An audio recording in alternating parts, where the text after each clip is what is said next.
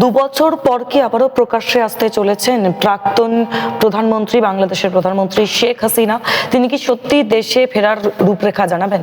আর যদি ফেরার ইচ্ছা প্রকাশ করেন তাহলে আদৌ কি বাংলাদেশে পা রাখতে পারবেন? এই কয়েকটি প্রশ্ন ঘিরেই কিন্তু নতুন করে শুরু হয়েছে জোর রাজনৈতিক আলোচনা। আগামী 5ই অগস্ট দিল্লিতে foreign correspondent club of south এশিয়ার আয়োজিত একটি অনুষ্ঠানে ভার্চুয়ালি যোগ দিতে চলেছেন শেখ হাসিনা। নয়াদিল্লির স্যার মার্ক টালি অডিটোরিয়ামে আয়োজিত এই সাংবাদিক সম্মেলনে ভিডিও কনফারেন্সের মাধ্যমে সাংবাদিকদের মুখোমুখি হবেন তিনি। এবং সূত্র মারফত যেই খবর তা হলো যে এই মঞ্চ থেকে কিন্তু বাংলাদেশে ফেরা হবে তার।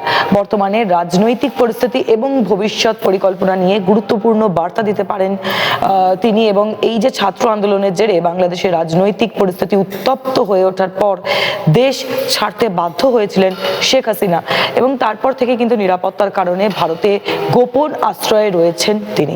গত 2 বছর প্রকাশ্যে তার উপস্থিতি প্রায় দেখাই যায়নি বলা যেতে পারে।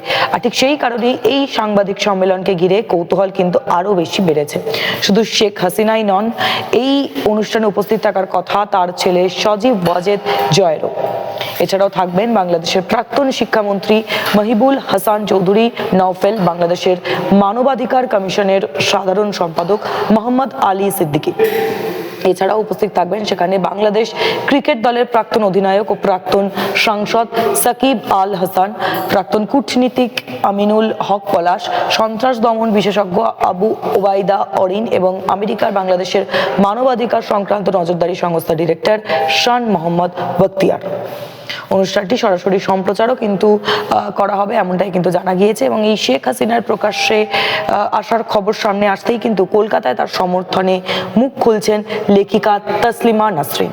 তিনি দাবি করেছেন যে 2024 সালে ছাত্র আন্দোলনের পিছনে শুধুমাত্র ছাত্ররা ছিলেন না, বরঞ্চ অন্য শক্তিও সক্রিয় ছিল। তার মতে এই আন্দোলনের পরিণতি বাংলাদেশের রাজনৈতিক পরিস্থিতি কিন্তু সম্পূর্ণ বদলে দিয়েছে। যদিও এই মন্তব্য নিয়ে কিন্তু ইতিমধ্যেই বিভিন্ন মহলে বিতর্ক শুরু হয়েছে। শেখ হাসিনা যদি দেশে ফিরতে চান তাহলে কি তার সম্ভব? কারণ বর্তমান বাংলাদেশ সরকার আগেই কিন্তু তাকে একেবারে জানিয়ে দিয়েছে যে ভারতের সঙ্গে তিনি যেহেতু যোগাযোগ করেছে, অন্যদিকে আন্তর্জাতিক অপরাধ ট্রাইব্যুনালে গণহত্যা সহ একাধিক অভিযোগে তিনি দোষী সাব্যস্ত হয়েছেন বলে দাবি করা হয়েছে। সুতরাং এই ট্রাইব্যুনালের প্রধান সরকারি আইনজীবী সেক্ষেত্রে কিন্তু স্পষ্ট জানিয়েছেন যে শেখ হাসিনা বাংলাদেশে ফিরলে তাকে সরাসরি গ্রেফতার করা হবে এবং আইনি প্রক্রিয়া অনুযায়ী সেক্ষেত্রে কিন্তু ব্যবস্থা নেওয়া হবে। তার বক্তব্য যে মৃত্যুদণ্ড প্রাপ্ত কোনো আসামিকে আগে কখনোই কিন্তু জামিন দেওয়া হয়নি, তাই শেখ হাসিনার ক্ষেত্রেও কিন্তু তার ব্যতিক্রম হওয়ার সম্ভাবনা নেই। শেখ হাসিনা আগেই ইঙ্গিত দিয়েছিলেন যে তিনি নিজের দেশে ফিরতে চান এবং প্রয়োজনে আত্মসমর্পণ করতেও তিনি প্রস্তুত। তাই 5ই অগস্টের এই সাংবাদিক সম্মেলনকে ঘিরে সবচেয়ে বড় প্রশ্ন এখন একটাই, যে তিনি কি এবার দেশে ফেরার নির্দিষ্ট পরিকল্পনা প্রকাশ করবেন নাকি শুধুই রাজনৈতিক বার্তা দেবেন।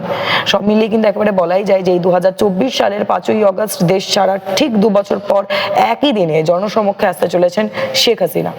ফলে এই সাংবাদিক সম্মেলন কিন্তু শুধুমাত্র তার বক্তব্যের জন্যই নয়, বাংলাদেশের ভবিষ্যৎ রাজনীতির দিক থেকেও কিন্তু অত্যন্ত গুরুত্বপূর্ণ হয়ে উঠতে পারে, তেমনটা কিন্তু মনে করা হচ্ছে। এখন আমাদের নজর থাকবে যে এই 5ই অগস্ট শেখ হাসিনা ঠিক কি বার্তা দেন এবং তার বক্তব্যের পর বাংলাদেশ ও আন্তর্জাতিক মহলে ঠিক কি ধরনের রাজনৈতিক প্রতিক্রিয়া তৈরি হয়।